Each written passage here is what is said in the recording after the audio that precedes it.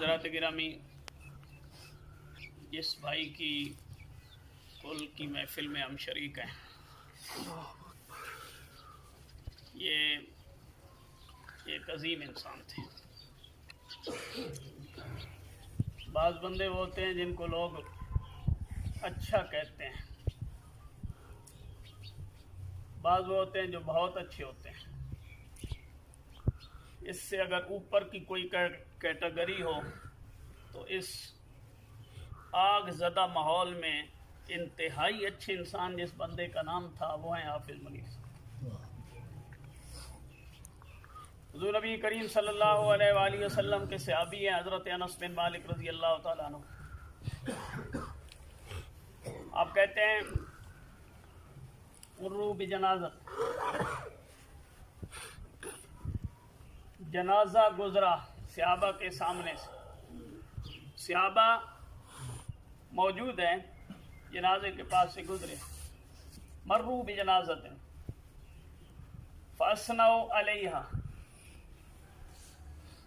خیرن، جتنے صحابہ تھے حضور بیٹھے ہوئے ہیں، حضور کے سامنے کی بات ہے، انہوں نے ان کی تعریف کی کہ یہ بڑا اچھا بندہ تھا، بڑا اچھا انسان تھا۔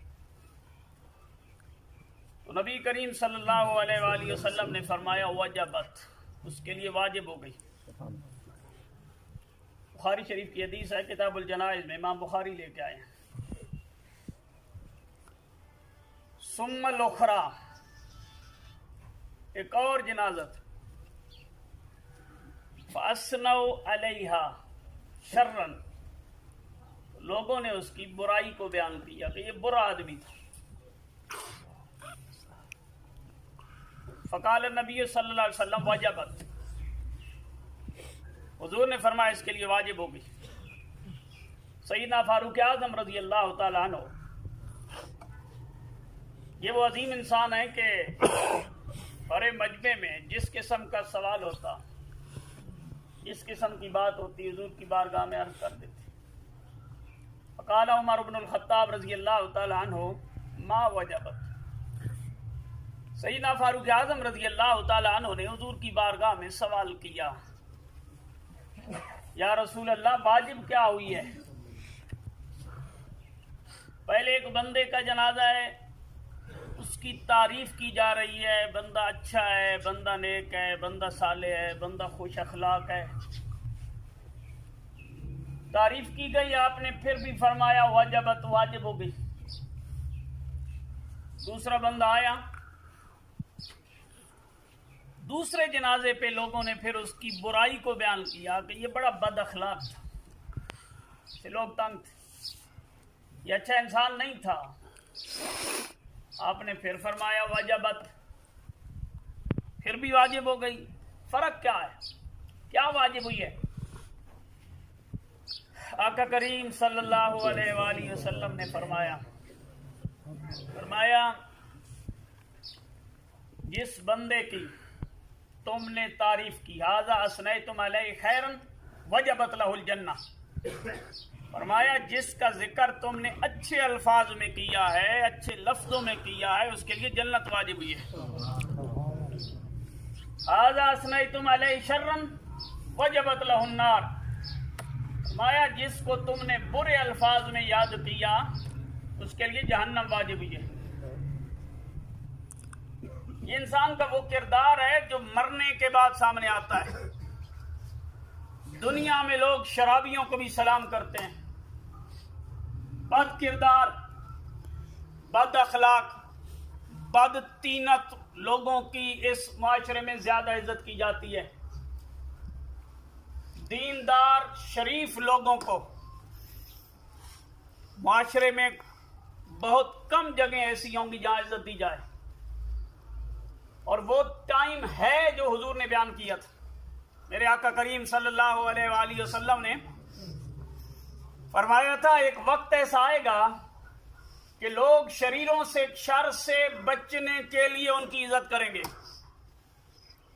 ویسے ان کا دل نہیں کرے گا سلام کرنے کو، ملنے کو، ہیلو ہائی کرنے کو، لیکن صرف اس وجہ سے کہ ان کے شر سے چلو محفوظ رہ جائیں گے، فرمایا دیندار لوگ شریروں کے شر سے بچنے کے لیے لوگوں کی عزت کیا کریں گے۔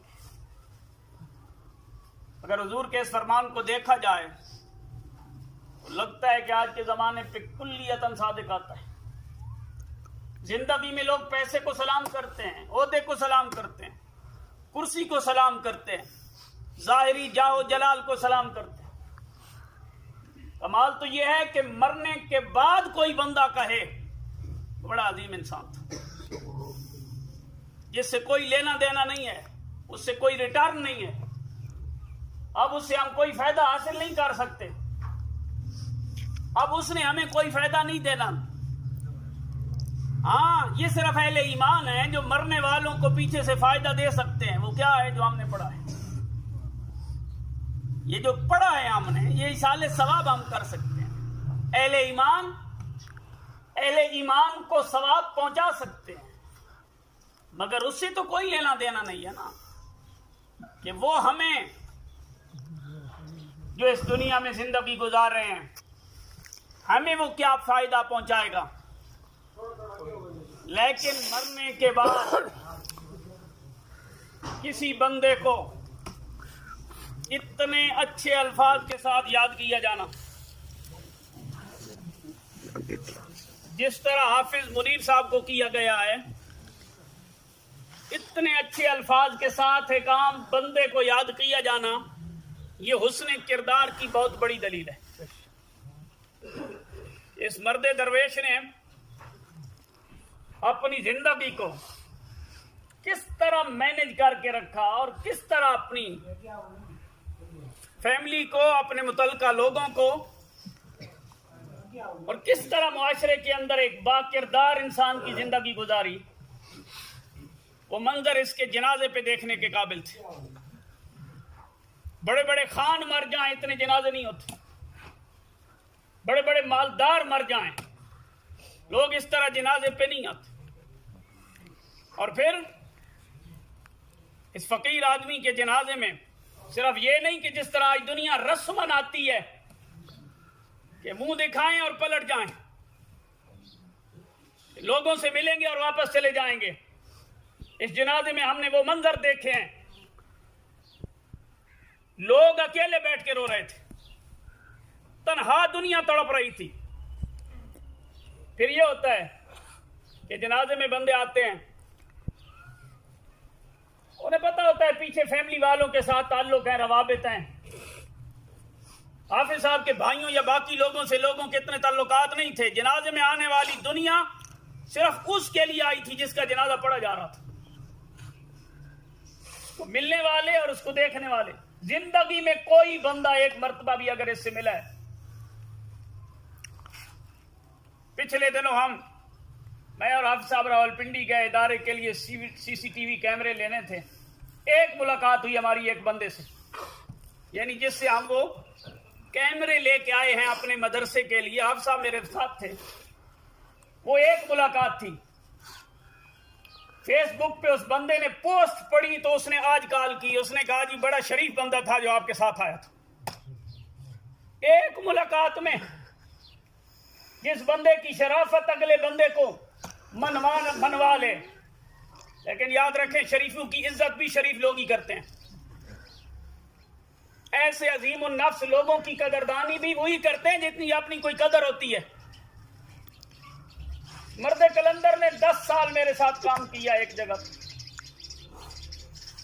کیا انسان کو پریشانیاں نہیں ہوتی، تکلیفیں نہیں آتی، دکھ درد نہیں ہوتے، گھر کی پریشانیاں، فیملی کی پریشانیاں، پھر جس سسٹم میں ہم کام کر رہے ہیں ہر روز نئے مسائل، ایک دن بھی اپنی زبان سے شکوہ نہیں کیا یہ مسئلہ۔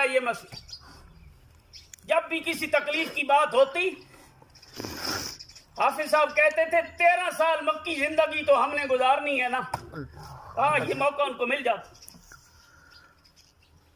کہ وہ مکی زندگی ہم گزاریں گے، پھر اللہ سے کہیں گے کہ تیرے نبی کی سیرت پہ ہم نے عمل کیا ہے، اب راستے کھولنا۔ یہ وہ عظیم انسان تھے کہ جنہوں نے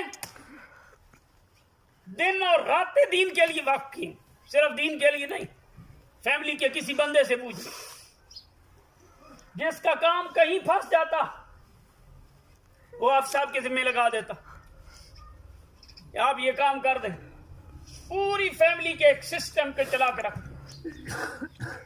اور گئے اس انداز میں کہ کسی کو مشورہ کرنے کا بھی موقع نہیں ملا۔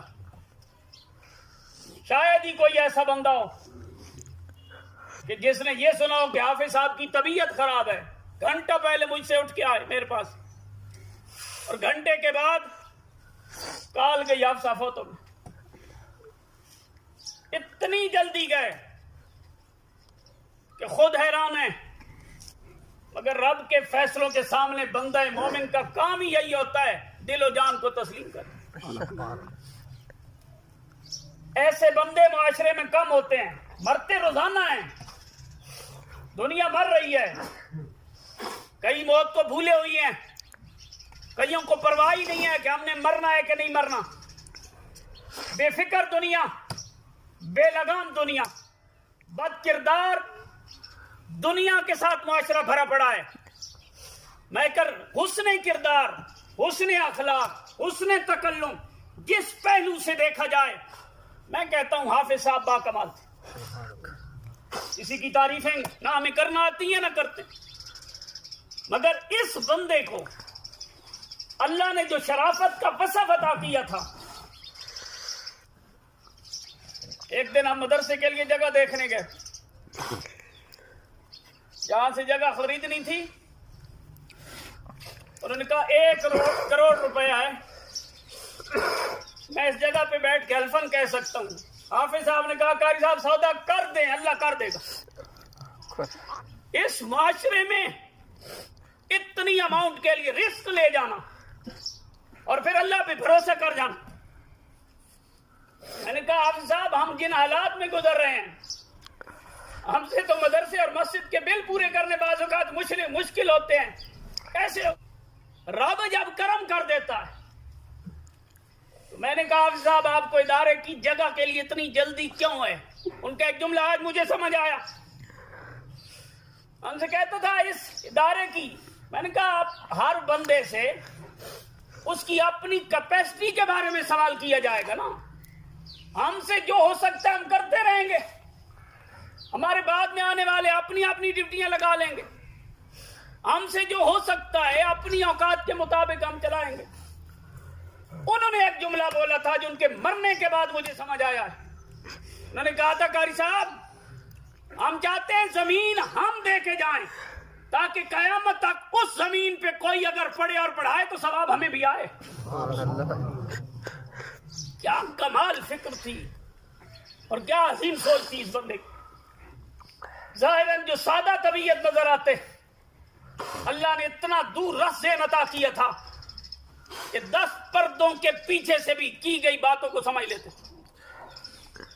اور اللہ کریم نے اس عظیم انسان کے جنازے سے ہمیں پتہ چلا ہے کہ صرف مجھ سے اور آپ سے تعلق نہیں تھا، تہذیل بھر کے شاید ہی کوئی گاؤں رہ گیا ہو، اور میں سمجھتا ہوں شاید ہی کوئی محکمہ رہ گیا ہو کہ جہاں سے لوگوں نے ان کے جنازے میں شرکت نہ کی ہو۔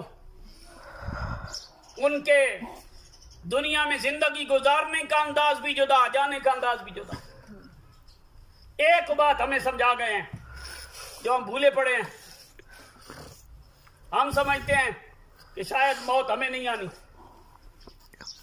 صبح اور شام کے جو پلان بناتے رہتے ہیں، دنیا میں آگ لگانے والے لوگوں کے لیے اسپیشلی پیغام ہے کہ ہم یہ سمجھتے ہیں کہ ہمیشہ رہنا ہے، اور ہمارے یہ سارے کے سارے جو کچھ ہم کرتے ہیں اسی طرح چلتا رہے گا۔ یاد رکھیں مرنے کے بعد مرحلے بڑے مشکل ہیں۔ قبر میں اتر کر جب انسان اس سوال و جواب ہو کے 4 دیواری میں بندے کو رکھ دیا جائے گا، وہ مرحلے بڑے اوکھے ہیں۔ یہ حضور کے صدقے ٹائم ہے کہ مرنے سے پہلے انسان توبہ کرے۔ بعض لوگ اعمال بد کی وجہ سے اتنے آگے نکل جاتے ہیں کہ ان کے لیے واپسی کے راستے بند ہوتے ہیں۔ حضور کا وسیلہ ایسی شے ہے اللہ کریم گنہگار سے گنہگار بندے کی بھی توبہ کو قبول فرماتا ہے۔ یہ سارے ذہنوں سے خیال دور کر دیں کہ ابھی صحت مند ہیں، ابھی بیمار ہوں گے، ابھی جوان ہیں، ابھی بوڑھے ہوں گے، ابھی کمائی تھوڑی کی، ابھی زیادہ کریں گے، ابھی بڑا وقت ہم نے گزارنا ہے دنیا کے اندر۔ حافظ منیر صاحب کی وفات کھلا پیغام دے کے گئی ہے کہ یہ لمحوں کی گیم ہوتی ہے، اور اللہ قدیر جب اپنی قدرت کا مظاہرہ فرما دیتا ہے پھر وہاں کسی کی نہیں چلتی۔ آج پوری دنیا میں لوگ ڈر رہے ہیں، فلاں وائرس آ گیا، فلاں وائرس آ گیا، فلاں وائرس آ گیا۔ میں نے کہا کاش یہ لوگ جتنا ان چھوٹے چھوٹے کیڑے مکوڑوں سے ڈرتے ہیں اتنا مالک حقیقی سے ڈرتے، اللہ کریم ایسے عذابوں سے محفوظ کر دیتے۔ ہمارے دلوں سے خدا کا خوف نکل چکا ہے، ہم دانستہ طور پر پلاننگ کر کے پوری تسلی کے ساتھ معاشرے میں آگ لگانے کے ماحول پہ چل چکے ہیں، اور ہمیں اپنے گناہوں سے تائب ہونے کی فکر نہیں ہے۔ اور یاد رکھیں کہ جس وقت سانس بند ہو جائے گی کتاب بھی بند ہو جائے گی، اس کے بعد پھر کوئی نہیں ہے۔ حضور نے فرمایا جس وقت انسان مر جاتا ہے اس کے نامہ اعمال منقطع ہو جاتے ہیں، کتاب بند ہے۔ اب کیا ہے؟ آپ کے پلے کیا ہے؟ ہمارے پلے کیا ہے؟ کیا لے کے قبر میں جانا ہے؟ حشر میں کیا لے کے جائیں گے؟ یہ انسان اگر ہر بندہ اپنے آپ پہ غور کرے کہ دوسرے کی طرف اسے انگلی اٹھانے کی ضرورت ہی نہیں پڑے گی۔ نبی ایک حدیث صرف سنیے، نبی کریم صلی اللہ علیہ وآلہ وسلم بخاری سے، امام بخاری کتاب الجنائز میں یہ حدیث لے کے آئے، مر النبی صلی اللہ علیہ وسلم بحائط من خیتام المدینہ و مکہ، صحابہ کے ساتھ حضور مکہ یا مدینہ میں کسی باغ میں سے گزر رہے تھے۔ سمع صوت انسانین یعذبان فی قبورہما، میرے آقا کریم صلی اللہ علیہ وآلہ وسلم جس باغ سے گزر رہے تھے اس میں قبریں تھیں، لوگ دفن تھے۔ سمع صوت انسانین یعذبان فی قبورہما، ان قبروں میں لوگوں کو عذاب دیا جا رہا تھا اور اس عذاب کی آواز کو حضور نے سنا۔ ایک بات تو یہ سمجھ آ گئی، ہم قبروں سے گزرے ہمیں کوئی پتہ نہیں ہوتا اندر کیا ہو رہا ہے۔ آقا کریم وہاں سے گزرے، حضور نے قبر کے اندر کی آواز کو سماعت فرمایا۔ یعذبان فی قبورہما، دونوں کو قبروں میں عذاب ہو رہا ہے۔ عذاب کیوں ہوتا ہے؟ ہمارے بد کی وجہ سے، گناہوں کی وجہ سے، کالے کرتوتوں کی وجہ سے، برے عقائد کی وجہ سے، برے اعمال کی وجہ سے، برے نظریات کی وجہ سے۔ آقا کریم صلی اللہ علیہ وآلہ وسلم نے فرمایا یعذبان وما یعذبان فی کبیر، فرمایا ان دونوں کو عذاب دیا جا رہا ہے لیکن کسی بڑے گناہ کی وجہ سے نہیں دیا جا رہا۔ عذاب فرمائی سرکار نے صاحب، فرمایا ان دونوں کو قبروں میں عذاب دیا جا رہا ہے، اگر کسی بڑے عذاب کی وجہ سے، عذاب گناہ کی وجہ سے عذاب نہیں دیا جا رہا، کن گناہوں کی وجہ سے عذاب دیا جا رہا ہے؟ حضور نے ان کو بیان فرمایا کان احدہما لا یستتر من بولہ ولا الاخر یمشی بالنمیمۃ، فرمایا ایک بندہ وہ ہے جو دنیا میں اپنے پیشاب کے قطروں سے اپنے بدن کو محفوظ نہیں رکھتا تھا، اس وجہ سے اس کو قبر میں عذاب دیا جا رہا۔ دوسرا بندہ وہ ہے یمشی بالنمیمۃ، وہ چغلیاں ہی لگاتا رہتا تھا، ادھر سے اٹھائی ادھر لگا دی، ادھر سے اٹھائی ادھر لگا دی، اس کا کام ہی آگ لگانا تھا، لوگوں میں تفریق ڈالنا، جدائیاں کرنا، غلط فہمیاں پیدا کرنا، لوگوں کے کردار اچھالنا، لوگوں کے عزت اور آبرو کے ٹکڑے کر دینا، اس کا کام ہی یہ تھا کہ لوگوں کے اندر افواہیں پھیلاتا، چغلیاں لگاتا۔ دو گناہوں کو میرے کریم نے بیان کیا، فرمایا ایک اپنے پیشاب کے قطروں سے نہیں بچتا، دوسرا چغلی لگاتا۔ ایک لمحے کے لیے یہاں پہ حضور کے علم کا اندازہ فرمائیں، کیا ان لوگوں نے یہ جرم میرے کریم کے سامنے کیے تھے؟ کیا یہ گناہ حضور کے سامنے ہوئے تھے؟ یہ وہ علم ہے جو میرے آقا کو اللہ کریم نے عطا کیا ہے۔ کہ وہ زندگی میں کب گناہ کرتے رہے اور کیسے کیسے گناہ کرتے رہے. حضور نے ان کے گناہوں کی بھی خبر دی, وجہ عذاب کی بھی خبر دی. یہ حضور کا اور پھر ساتھ امت کو بھی خبردار کیا کہ اگر تم عذاب قبر سے بچنا چاہتے ہو تو پیشاب کے قطروں سے بھی بچا کرو. اگر عذاب قبر سے بچنا چاہتے ہو تو معاشرے میں آگ نہ لگایا کرو.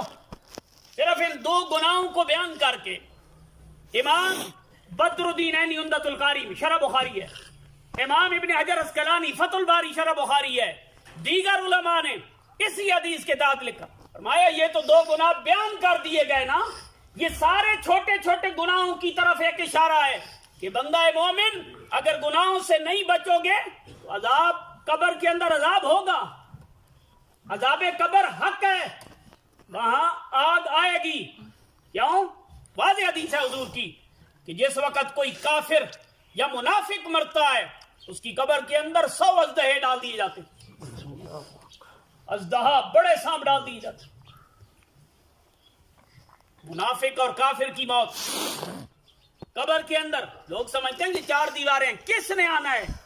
کہا یہ تو مالک قدیر کے فیصلے ہیں نا. حضور نے فرمایا نا قبر جو ہے یہ بندہ مومن کے لیے جنت کے باغوں میں سے باغ بھی ہے, کافر اور منافق کے لیے جہنم کے گڑھوں میں سے گڑھا بھی ہے.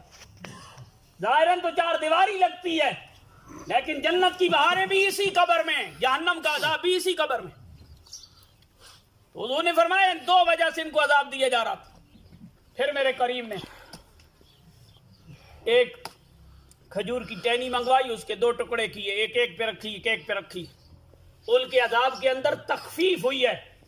اور اسی سے علماء فرماتے ہیں, فرمایا تخفیف کیوں ہوئی, لکڑی کا کیا کام؟ فرمایا وہ ٹہنی اللہ کی ثنا کرتی ہیں, ان کی ثنا کی وجہ سے وہاں رحمتیں آتی ہیں, عذاب اٹھ جاتا ہے.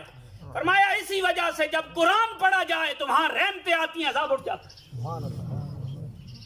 یہ ساری برکتیں حضور کے صدقے سے ہیں, ورنہ ہندو آگ لگا دیتے ہیں, سکھوں کے اپنے طریقے ہیں, عیسائی اور یہودی بھول جاتے ہیں. یہ صرف مسلمان ہیں جو مرنے کے بعد بھی اپنے مرنے والوں کو نہیں بھولا کرتے. یہ ایصال ثواب کے گجرے تب آتے ہیں جب بندہ ایمان سلامت لے کے جائے. اور علماء نے تصریح فرمائی ہے, فرمایا جو بندہ گناہ پہ دلیر ہو جاتا ہے بنیت بارادہ, پورے طریقے کے ساتھ اور پورے اہتمام کے ساتھ, جو بندہ گناہوں کے پیچھے لگ جاتا ہے, فرمایا خطرہ ہے مرنے سے پہلے ایمان سلب ہو جائے. کیونکہ اسے خدا کا خوف ہی نہیں ہے, اسے اللہ کے محبوب کا حیا ہی نہیں ہے. گناہوں کی وجہ سے مرنے سے پہلے ایمان کے سلب ہونے کا خطرہ ہے. مفسرین نے ایک جگہ لکھا ہے, فرمایا اگر کوئی بندہ یہ چیک کرنا چاہتا ہو کہ میں جو نماز پڑھتا ہوں, جو تلاوت کرتا ہوں, جو تسبیحات کرتا ہوں, جو ذکر اذکار کرتا ہوں, یہ اللہ کی بارگاہ میں قبول ہوتی ہے یا رد ہو جاتی ہے. مفسرین نے ایک اصول دیا ہے, فرمایا اگر کوئی بندہ یہ چیک کرنا چاہتا کہ میری عبادت مقبول ہوتی ہے یا رد ہوتی ہے, انہوں نے فرمایا چند نشانیاں ہیں, اگر یہ پائی جائیں تو سمجھو تمہاری عبادت قبول ہے, اور اگر یہ نہ پائی جائیں تو پھر کوشش کرو کہ ویسی عبادت کرنے کا موقع بنے. فرمایا پہلی جو عبادت آپ کر رہے ہیں, نماز پڑھ رہے ہیں, تلاوت کر رہے ہیں, کلمہ پڑھ رہے ہیں, درود پاک پڑھ رہے ہیں, جو ذکر اذکار کر رہے ہیں, اس میں دل کو لذت مل رہی ہے کہ نہیں, خشوع اور خضوع نصیب ہے کہ نہیں. اگر خشوع اور خضوع نصیب ہے تو یہ پہلی نشانی ہے کہ وہ عبادت مقبول ہے. اگر خشوع اور خضوع نہیں, دل بھٹکا ہوا, دل اکتاہٹ کا شکار, بے توجہی کا شکار, فرمایا پہلی علامت نہیں ہے. دوسری علامت, فرمایا جو عبادت آپ کر رہے ہیں اس عبادت کو کرنے کے بعد اس عبادت میں بڑھوتری کا شوق پیدا ہوا ہے کہ نہیں, کہ میں اور عبادت کروں, اللہ کی بارگاہ میں اور حاضر رہوں. اگر عبادت کے اندر شوق بڑھ گیا, رب کی بارگاہ میں حاضر ہونے کے لیے جذبے بڑھ گئے, تو فرمایا یہ علامت اور نشانی ہے کہ تمہاری عبادت قبول ہے. اور اگر ایک پڑھنے کے بعد 4 بھول گئی, شوق بڑا نہیں بلکہ پچھلی بھی بھول گئی, یہ رد ہونے کی نشانی ہے. اور تیسری بات, مفسرین فرماتے ہیں، فرمایا عبادت کرنے کے بعد اپنے نفس پہ توجہ کرو. عبادت کرنے کے بعد اگر تمہارا نفس اکڑ گیا ہے کہ میں بڑا نیک بن گیا ہوں، بڑا صالح بن گیا ہوں، بڑا متقی ہوں، بڑا پرہیزگار ہوں، فرمایا یہ رد ہونے کی نشانی ہے. اور اگر عبادت کرنے کے بعد دل شکر کے جذبوں کے ساتھ رب کی بارگاہ میں جھک جائے اور کہے مولا تیری مہربانی تھی کہ اپنی بارگاہ میں آنے دیا، اگر دل شاکر ہو جائے تو یہ نشانی ہے عبادت قبول ہے. میرے بھائی یہ روٹین کی ماحول ہے، کوئی آج جا رہا ہے، کوئی کل جا رہا ہے، کوئی پرسوں جا رہا ہے. یہ جانا ہر کسی نے نہیں ہے، جانا ہر کسی نے، رہنا کسی نے نہیں ہے. یہاں پہ ہر کوئی جائے گا، یہاں قیام کسی کا نہیں ہے. لیکن کامیاب وہ ہے جو اپنی زندگی کی سب سے قیمتی متاع ایمان سلامت لے کے جائے. ایمان کی سلامتی کے لیے کیا ہے؟ انسان کا دل شاکر رہے، رب کی بارگاہ میں حاضر رہے، انسان گناہوں سے تائب رہے اور انسان اللہ کی بارگاہ میں جھکتا رہے. جس وقت انسان عاجز بن کے رہتا ہے، رب کی بارگاہ میں انسان عاجز بن کے رہتا ہے، اللہ کریم اس کے اوپر اپنی کرم نوازیاں فرماتا ہے. بڑے بڑے بادشاہ چلے گئے، بڑے بڑے وڈیرے چلے گئے، کسی کا کوئی نام لیوا نہیں ہے.